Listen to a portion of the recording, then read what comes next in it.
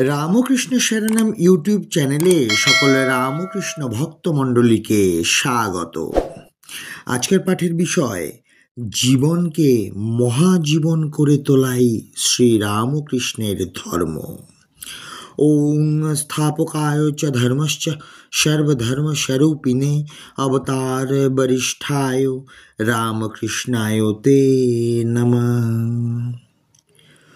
ঠাকুর, বড় আপনার জেনে তোমায় ডাকি। ঠাকুর বলছেন, আমি মরছি গলার ব্যথায় আর শালারা বলে ভগবান। মৃত্যুর দরজায় দাঁড়িয়ে নিজেকে নিয়ে এমন রসিকতা করতে পারেন শ্রী রামকৃষ্ণ। অন্যকে নিয়ে রসিকতা করার মধ্যে লুকিয়ে থাকে অহংকার, প্রত্যক্ষ বা গোপন। কিন্তু নিজেকে নিয়ে রসিকতার উচ্চতম পর্যায়েই এটা সম্ভব। নিজের হত্যাকারী ব্যাধকে ক্ষমা করে দিয়েছিলেন শ্রীকৃষ্ণ। পচা মাংস খেয়ে মৃত্যুর আগে ওই ভক্তকে আশীর্বাদ করেছিলেন বুদ্ধদেব। করুণায় ভরা ছিল তাঁর মন। মৃত্যুর আগে হত্যাকারীদের জন্য প্রার্থনা করেছিলেন যীশুখ্রিস্ট, পিতা, তুমি এদের ক্ষমা করো। আর শ্রী রামকৃষ্ণ হাসছেন, মজা করছেন নিজেকে নিয়ে। ধর্মের ইতিহাসে এ বড় আশ্চর্য। সারাটা জীবনই তার আনন্দের মহাযজ্ঞ। এমন মানুষকে দূর থেকে পুজো নয়, সঙ্গে বসে আড্ডা দেওয়া যায়, এমন কথাই বলেছেন অশ্বিনী কুমার দত্ত। শ্রী রামকৃষ্ণের সঙ্গে দেখা করে এসে অন্যদের কাছে মন্তব্য করছেন, ওরে বাপরে, কার কাছে গেছলাম, কথা বলার সময় মনে হতো যেন এক ক্লাসে পড়ছি। একালীন যুগে কবি আনন্দ বাগচি লিখেছেন, শ্রী রামকৃষ্ণ আমাদের কাছে অনেক বেশি জীবন্ত, অনেক বেশি কাছের মানুষ, অন্তরঙ্গ। শ্রী রামকৃষ্ণকে অন্তরের বন্ধু হিসেবে চিনেছিলেন লাহোরবাসী ডাক্তার মোহাম্মদ দাউদ রাওয়ার। আমেরিকা, কানাডা, তুরস্কের নানান বিশ্ববিদ্যালয়ের অধ্যাপক তিনি। মস্কোর গবেষক ডক্টর বি রিভাকোভের মতে তিনি সাধারণ মানুষ, আবার সাধারণ মানুষ হয়েও তিনি অসাধারণ।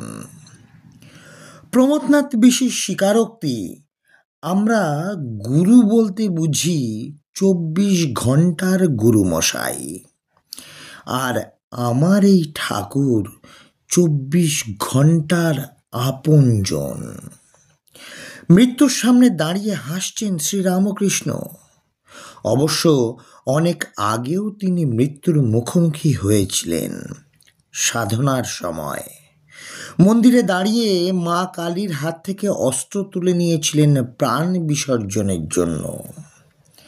মৃত্যু তো এক প্রতীক্ষা মাত্র, বিরাট পরিবর্তনের প্রতীক। এমন পরিবর্তন আমাদের সত্তাকে নাড়া দিয়ে যায়, আমরা কেঁপে উঠি, পরিবর্তনকে বিপদ বলে মনে করি। অথচ জীবন্ত পরিবর্তনের স্রোত, ছোট বড় অসংখ্য পরিবর্তন নিয়েই জীবন। ছাঁচে ঢালা পরিবর্তনকে মানুষ মেনে নেয়। স্কুল থেকে কলেজে যাওয়া, চাকরি নেওয়া, বিয়ে করা, ভিন রাজ্যে বদলি, নির্বাচনে নতুন সরকার আসা, পিকনিকে যাওয়া, নতুন গেজেট, এসব ঠিক আছে। কিন্তু বেমক্কা পরিবর্তন আসা, যা নিয়ে ভাবিনি, যা আমাদের দৈনন্দিন ছন্দপতন করে, যা চাইনি, যেমন স্ত্রীর হাসপাতালে যাওয়া, অফিসে প্রমোশন না পাওয়া, পরীক্ষায় সন্তানের রেজাল্ট খারাপ, সুন্দরবনে বদলি, প্রিয়জনের মৃত্যু, পাড়ার মস্তানের দাদাগিরি। আমরা ভয় পেয়ে যাই, এড়াতে চাই, হাত দিয়ে মুখ ঢাকি। মনের গভীরে স্থিতাবস্থা চাই, চাই নিজস্ব বৃত্তেই ঘোরাফেরা করতে। আর এভাবেই জীবন হয়ে ওঠে কলুর বলদ, গড্ডালিকা প্রবাহ, দিনগত পাপক্ষয়। ধর্মীয় সাধনা উত্তরণের সাধনা, জীবনকে মহাজীবন করে তোলার যাত্রা। শ্রী রামকৃষ্ণ এরই হদিস দিয়েছেন।